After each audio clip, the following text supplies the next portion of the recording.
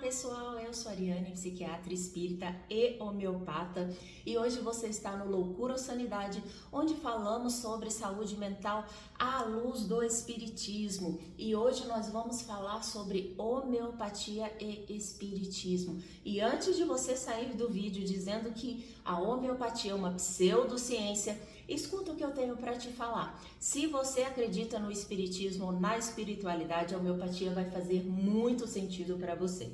Samuel Hahnemann, que foi o criador da homeopatia, ele começou seus estudos a partir da experimentação no homem são. O que ele fazia? Pegava uma determinada substância, e essa substância pode ser um animal, um vegetal, um mineral, qualquer substância existente na natureza.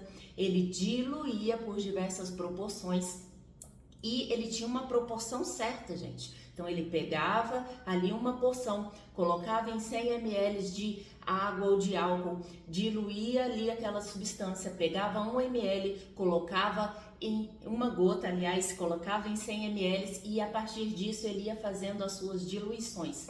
E entre essas diluições ele fazia as sucções, que é você pegar esse frasco com a substância e bater em uma substância rígida, pode ser na mão ou no móvel. Hoje as farmácias têm até um aparelho próprio que faz isso. E a partir disso, ele pegava essa substância ultra diluída e succionada, que não continha mais aquela energia química da substância inicial, mas continha a sua energia física, magnética, elétrica, como vocês queiram chamar. Havia ali um princípio espiritual, alguma questão que a gente não consegue medir pela química, e é por isso que a nossa ciência atual, que só acredita na parte química do ser humano, não consegue ainda identificar a homeopatia como algo verdadeiro. Não adianta você fazer diversos experimentos tentando procurar alguma reação química em algo que não é químico.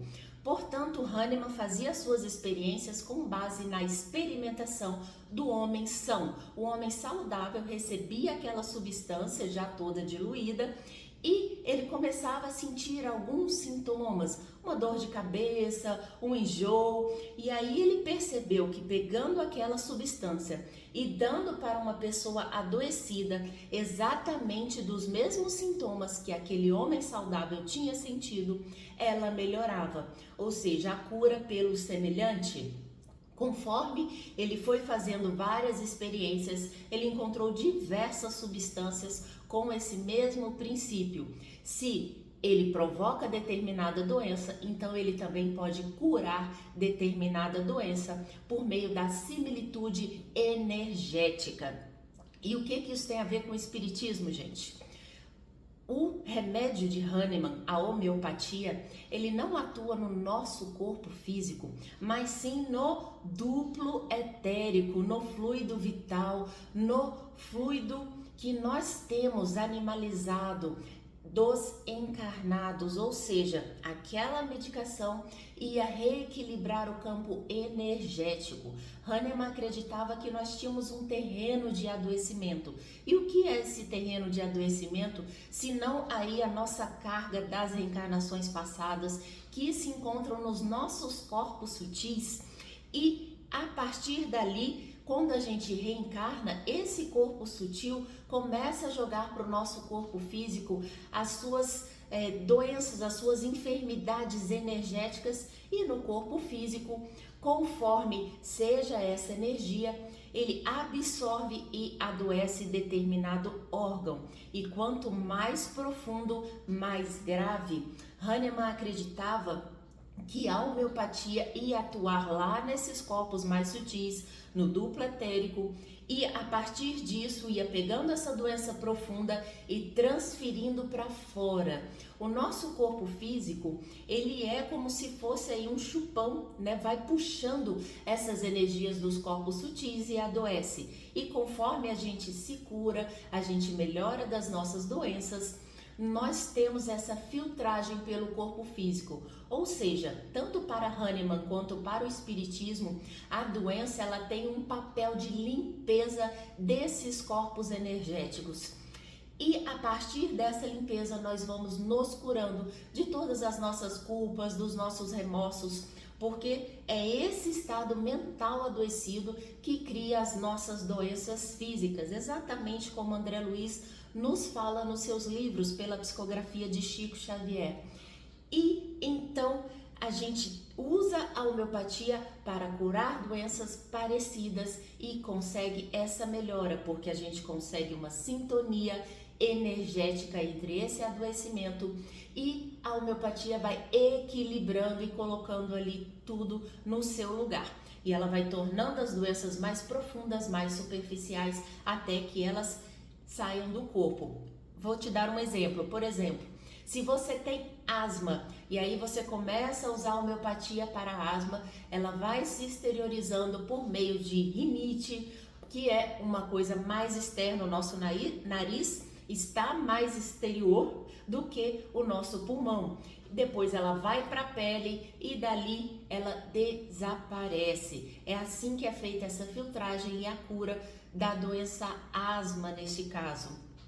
E então a gente pode usar a homeopatia para qualquer pessoa indiscriminadamente? Nós temos que nos lembrar que o próprio André Luiz já nos falava: se a gente tem uma doença profunda lá nos corpos sutis e a gente vai exteriorizar no nosso corpo físico, pode ser que a gente não esteja preparado naquele momento para fazer essa exteriorização.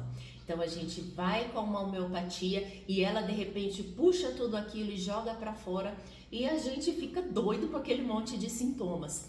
Então a gente precisa dosar essa homeopatia, colocar ali Existem tipos de diluição que a gente chama de LM, que são menos agressivas nessa exoneração, nesse jogar para fora das nossas doenças.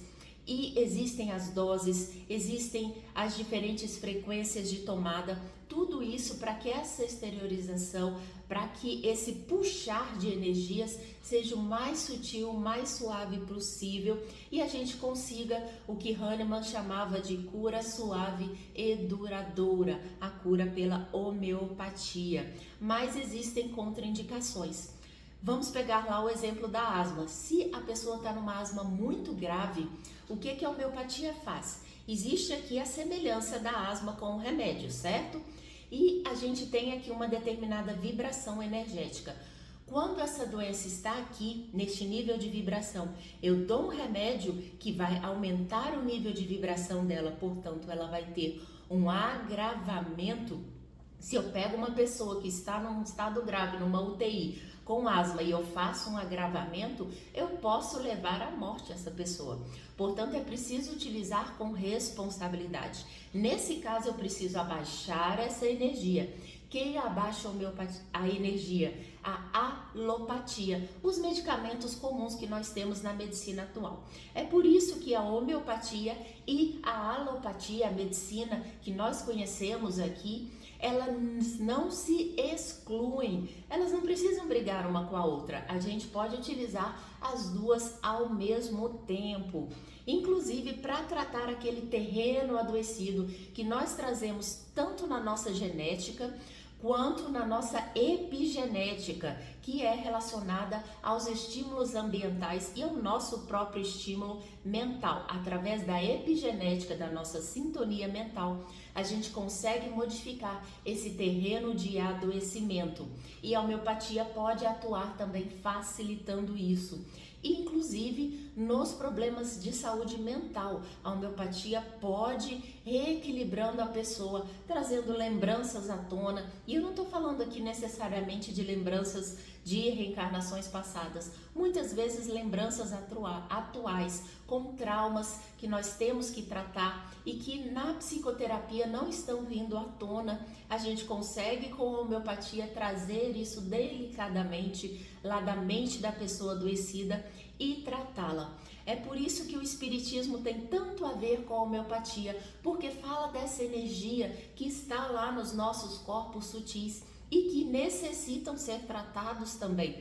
porque são eles que vão adoecer o nosso corpo físico, que funciona como um grande filtro dessas energias. E conforme a gente atua no físico com a medicina tradicional, muitas vezes a gente inibe algumas doenças e acaba arrastando aí para próxima encarnação ou mais para frente essas doenças, enquanto que na homeopatia a gente vai liberando aos poucos para que elas venham à tona, possam ser reconhecidas e tratadas, porque a gente não tem como tratar aquilo que a gente não vê, aquilo que está oculto no nosso inconsciente ou nos nossos corpos espirituais. Mas se você ficou com alguma dúvida, fale aqui nos comentários que eu respondo sempre. Eu te agradeço muito a presença nesse vídeo, me segue nas outras redes, @Sentindo Espiritismo, e um grande abraço para todos vocês, fiquem com Deus.